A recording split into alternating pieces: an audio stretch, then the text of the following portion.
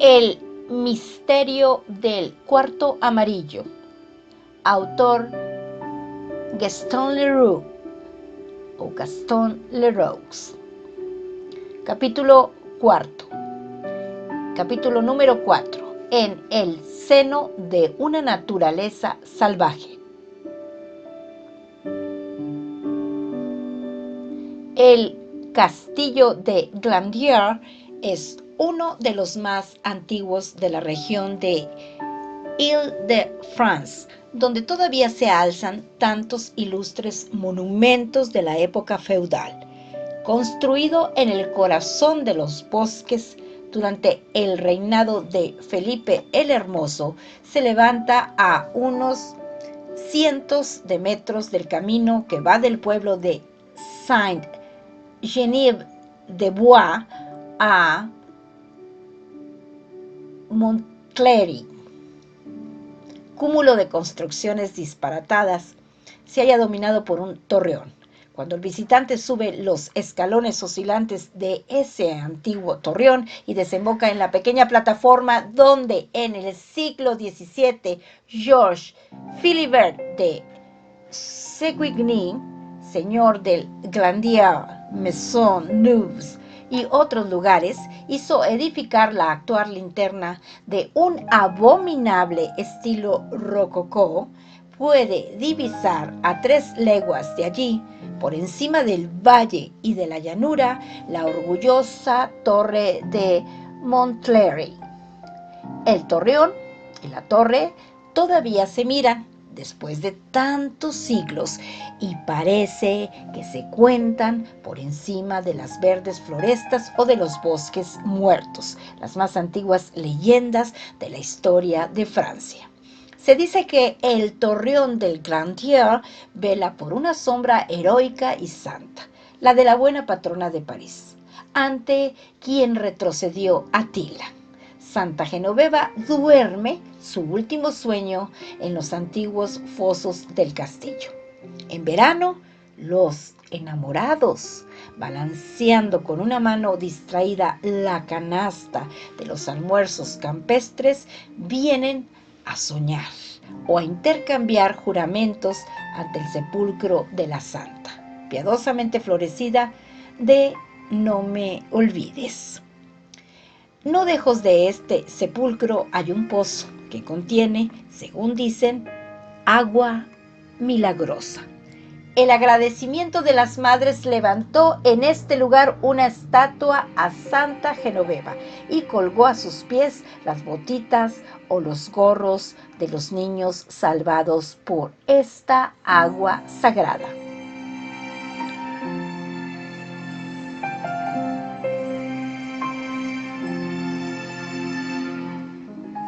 En un lugar de tales características que parecía pertenecer por completo al pasado, el profesor Stangerson y su hija habían venido a instalarse para preparar la ciencia del futuro.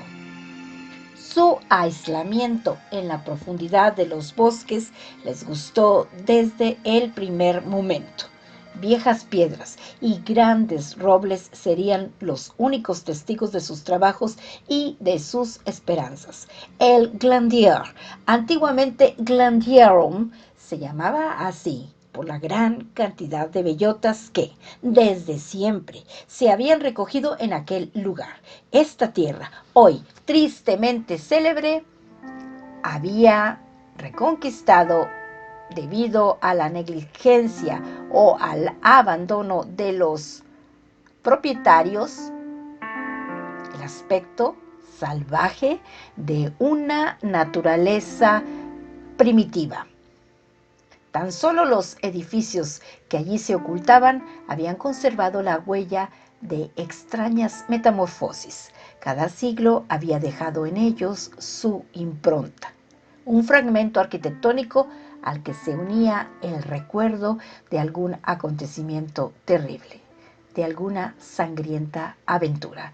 Y, por tal razón, este castillo, a donde iba a refugiarse la ciencia, parecía ser el más indicado para servir de escenario a misterios de espanto, y de muerte.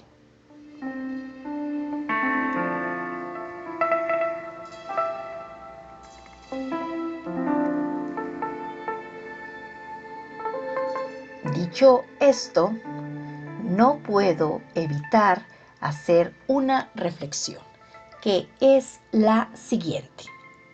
Si me he detenido un poco en hacer esta triste pintura del Glandier, no es porque haya encontrado la ocasión dramática para crear la atmósfera necesaria para los dramas que van a desarrollarse ante los ojos del lector, ya que en realidad mi principal preocupación en todo este caso consistirá en ser lo más directo posible. No tengo la pretensión de ser un escritor.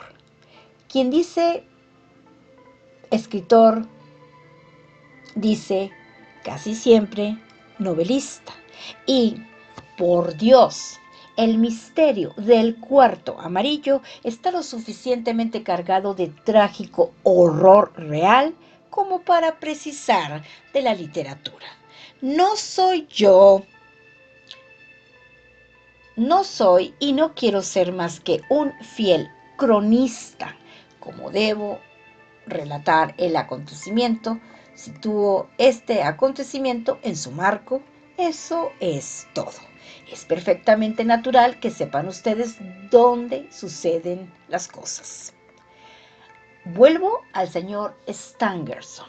Cuando compró la propiedad, aproximadamente unos 15 años antes de la tragedia que nos ocupa, hacía mucho tiempo que nadie habitaba el Glandier, otro viejo castillo de los alrededores construido en el siglo XIV por Jean de Belmont. También estaba abandonado, de tal modo que la región se hallaba prácticamente deshabitada. Algunas casitas al costado del camino que conduce a Corbeil, una posada, la posada del Torreón, que ofrecía una pasajera hospitalidad a los carreteros, eran prácticamente los únicos vestigios de la civilización en aquel lugar abandonado, difícil de encontrar a unas pocas leguas de la capital. Pero ese completo abandono había sido la razón determinante de la elección del señor Stangerson y de su hija. El señor Stangerson ya era famoso. Acababa de volver de América, donde sus trabajos habían tenido una resonancia considerable. El libro que había publicado en Filadelfia, La disociación de la materia por acciones eléctricas, había provocado la protesta de todo el mundo científico. El señor Stangerson era francés, pero de familia estadounidense. Unos asuntos de herencia muy importantes lo habían retenido durante varios años en los Estados Unidos. Allí había continuado una obra comenzada en Francia y había regresado a Francia para terminarla. Después de haber amasado una enorme fortuna, una vez que los juicios sucesorios terminaran favorablemente, sea por sentencias que le dieron razón, sea mediante acuerdos. Esa fortuna fue bienvenida. Al señor Stangerson, que habría podido, si hubiera querido, ganar millones de dólares explotando o haciendo explotar 2 o 3 de sus descubrimientos químicos relacionados con nuevas técnicas de tintura, siempre le repugnó emplear en beneficio propio el don maravilloso de inventar que había recibido de la naturaleza. Pero no pensaba que su genio le perteneciera, se lo debía a los hombres. Y todo lo que su genio traía al mundo iba a parar por esa voluntad filantrópica al dominio público. Si no intentó disimular la satisfacción que le causaba la posesión de aquella fortuna inesperada, que le permitiría entregarse por entero a su pasión por la ciencia pura, el profesor debió alegrarse también, al parecer, por otro motivo. La señorita Stangerson tenía 20 años cuando su padre volvió de América y compró el Glandier. Era más bonita de lo que se podría imaginar. Poseía, a la vez, toda la gracia parisina de su madre, muerta al dar a luz, y todo el esplendor y la riqueza de la joven sangre americana de su abuelo paterno, William Stangerson.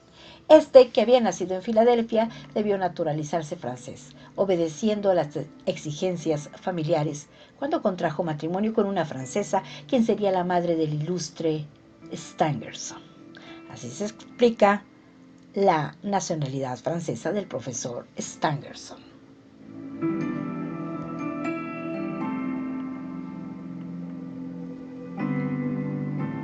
20 años, adorablemente rubia, ojos celestes, tez blanca como la leche, radiante y de una salud espléndida. Matilde Stangerson era una de las más hermosas jóvenes casaderas en todo el antiguo y el nuevo continente. Era un deber para su padre, a pesar del previsible dolor de una separación inevitable, pensar en ese casamiento, y no debió disgustarse al ver llegar la dote, aunque no dejó por ese motivo de internarse en el Glandier con su hija, aun cuando sus amigos esperaban que presentara a la señorita Matilde en sociedad. Algunos fueron a verlo y le manifestaron su asombro. A las preguntas que le hicieron, el profesor respondió: es la voluntad de mi hija. Soy incapaz de negarle nada. Fue ella la que eligió el Glandier. Interrogada a su vez, la jovencita replicó con serenidad: ¿en dónde podríamos trabajar mejor que en esta soledad? Porque la señorita Matilde Stangerson ya colaboraba con la obra de su padre, pero todavía no era posible imaginar que su pasión por la ciencia llegaría a hacerle rechazar a todos los pretendientes que se le presentaron durante más de 15 años. Pero por más retirados que vivieran, padre e hija tuvieron que hacerse presentes en algunas recepciones oficiales y en ciertas épocas del año en 2 o 3 salones de personas de su amistad, donde la gloria del profesor y la belleza de Matilde causaron sensación.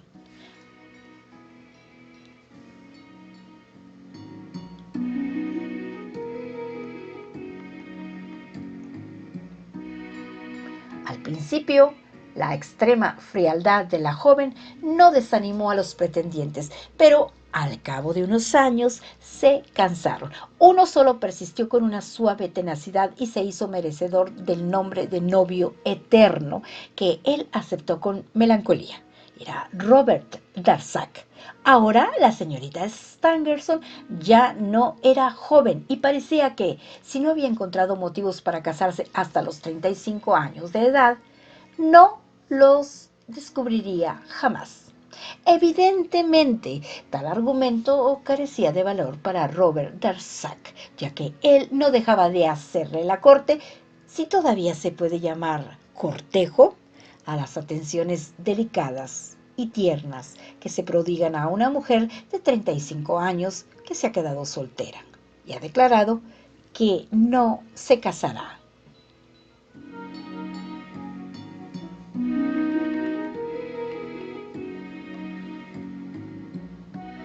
Pero de pronto, unas semanas antes de los acontecimientos que nos ocupan, un rumor al que al principio no se le dio mayor importancia, tan increíble parecía, se propagó por París. La señorita Stangerson consentía, por fin, en premiar la inextinguible llama de Robert Darzac. Solo cuando se comprobó que el mismo Robert Darzac no desmentía tales comentarios nupciales, se consideró finalmente que podía haber algo de cierto en un rumor tan inverosímil. Por fin, el señor Stangerson tuvo a bien anunciar un día en que salía de la Academia de Ciencias que la boda de su hija y Robert Darzac se celebraría en la intimidad del castillo de Glandier. Tan pronto como su hija y él hubieran dado el último toque al informe que resumiría todos sus trabajos sobre la disociación de la materia, es decir, el retorno de la materia al éter.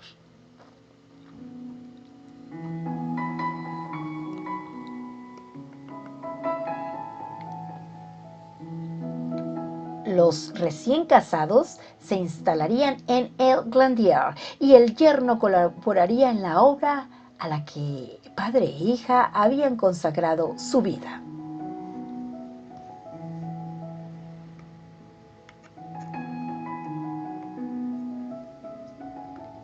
El mundo científico todavía no había tenido tiempo de recuperarse de esta noticia cuando se enteró del intento de asesinato de la señorita Stangerson, que había ocurrido en las condiciones fantásticas que hemos enumerado y que nuestra visita al castillo va a permitirnos precisar aún más. No he dudado en darle al lector todos estos detalles retrospectivos que conocía a raíz de mis relaciones de negocios con Robert Darzac, para que al cruzar el umbral del cuarto amarillo supiera tanto como yo.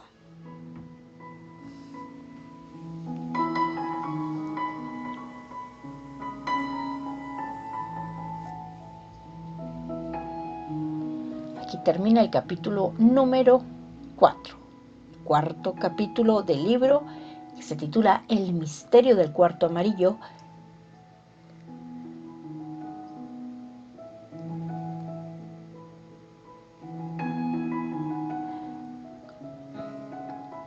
cuyo autor es Gaston Leroux o Gaston Leroux.